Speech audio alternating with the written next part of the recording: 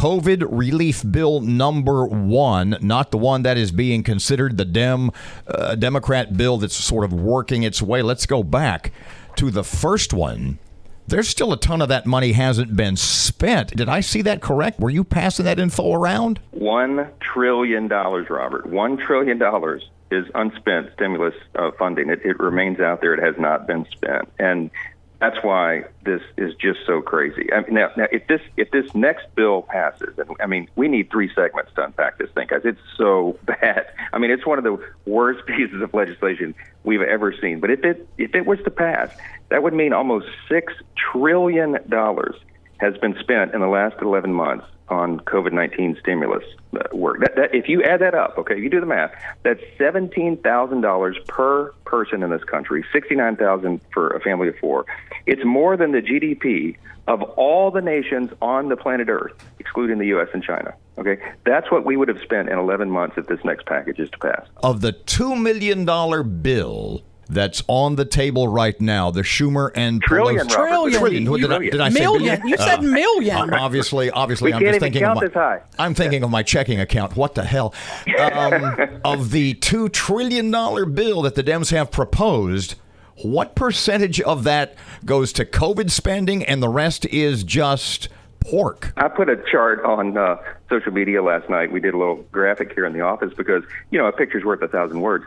On this pie chart, you can see less than 9% of the $1.9 trillion Biden bailout bill, we're calling it, goes to actually combat COVID-19 through public health spending. Okay, meanwhile, 27% of it, over $500 billion, goes to bail out these blue state governors to reward all their lockdowns. Okay, you got 25% of it will go to policies that actually reduce private sector employment. It will harm America's working class.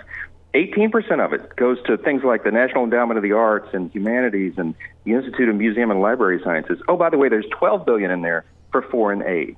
So they're using this global pandemic to push through an increase in the minimum wage. All this big the minimum wage is still in there in the form that they have right now. Yes, and we're supposed to vote on this, I think, by tomorrow.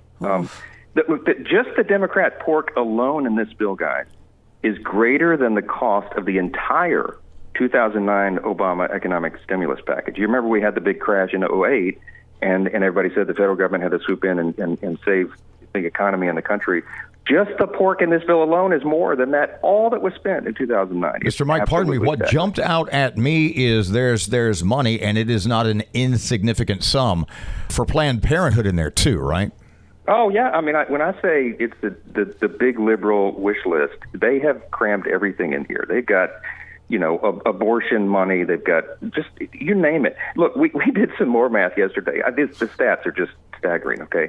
I'm going to speak at CPAC on Sunday about 75 minutes before President Trump takes the stage. And I'm going to talk about the national debt. And this is one of the things we put together last night. Pelosi and the Democrats don't care about this, okay? In her last 26 months as Speaker of the House, $9 trillion has been added to the national debt. That's more than Republicans have added to the national debt in all 72 years that we've had the majority, since 1859. Okay, they are not constrained in any way by concern about the national debt or deficits or the threat of inflation or the devaluation of the dollar. It doesn't matter to them because they subscribe to this modern monetary theory nonsense, which is just fantasy economics. But on the House side, at least, there's not much you can do to stop it, is there? And if there is, what? And what about on the Senate side? They've got about a 10-vote margin on us in the House, and so they probably will pass this. I think it'll be straight down party lines. I don't expect you'll have any Republicans support this craziness. And then we'll have to see what happens in the Senate. As you know, it's evenly divided.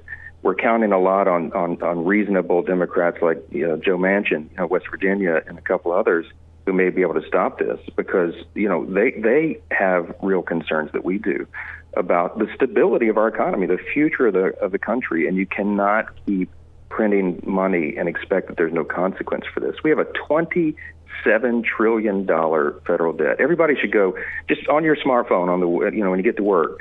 Type in U.S. debt clock. Go to usdebtclock.org. You'll see it. It's frightening, and we've got to stop and reverse this trend, or we're all going to be in trouble.